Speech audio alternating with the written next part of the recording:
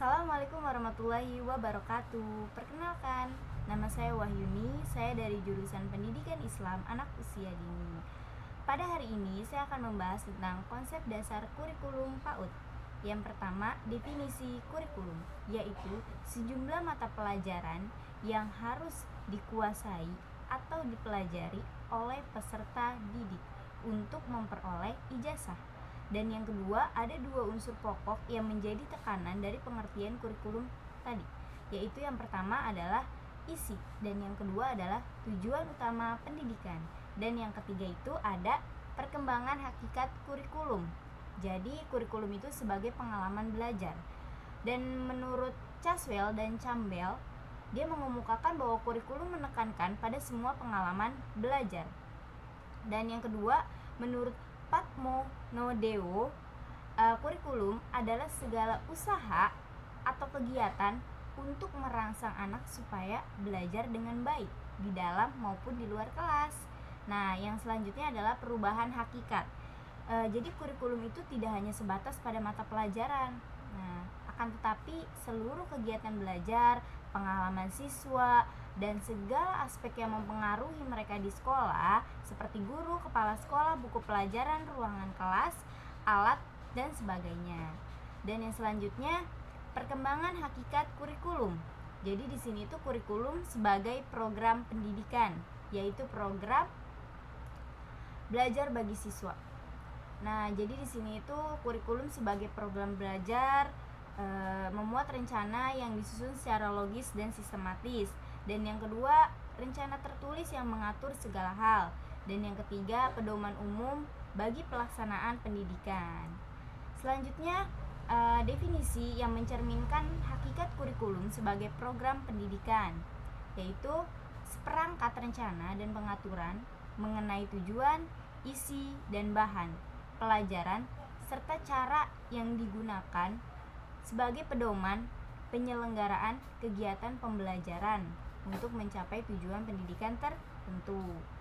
Selanjutnya, kurikulum PAUD. Apa sih kurikulum PAUD itu?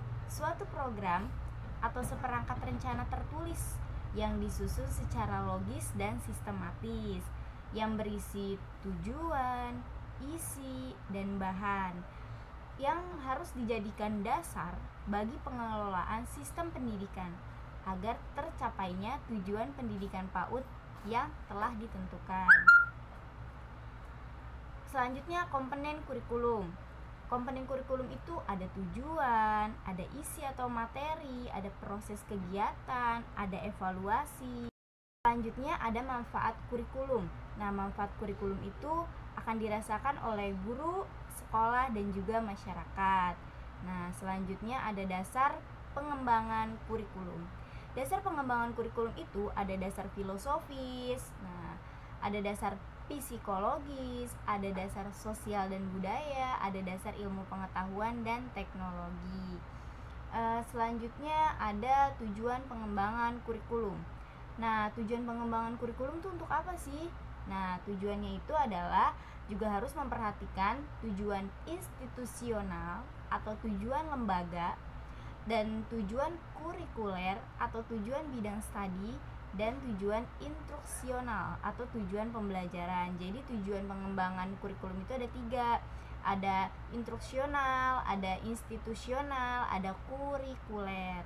Nah, selanjutnya ada prinsip-prinsip pengembangan kurikulum. Apa sih prinsip-prinsipnya? Prinsipnya itu terbagi 2, ada umum sama ada khusus. Nah, untuk prinsip yang umumnya itu ada namanya lagi relevansi yang pertama. Nah, relevansi ini juga terbagi 2, ada relevan keluar, ada relevan ke dalam. Nah, dan yang keduanya itu ada fleksibilitas, dan yang ketiganya itu ada kontinuitas, dan yang keempatnya itu ada praktis atau efisiensi, dan yang kelimanya itu ada efektivitas. Nah, selanjutnya yang prinsip khusus. Nah, prinsip khusus ini tuh terbagi menjadi 5. Yang pertama itu prinsip berkenaan dengan tujuan pendidikan, dan yang kedua berkenaan dengan pemilihan isi pendidikan, dan yang ketiga berkenaan dengan pemilihan proses belajar mengajar, dan yang keempat berkenaan dengan pemilihan media dan alat yang digunakan, dan yang kelima itu berkenaan dengan pemilihan kegiatan penilaian. Sekian video dari saya, kurang lebihnya mohon maaf. Wassalamualaikum warahmatullahi wabarakatuh.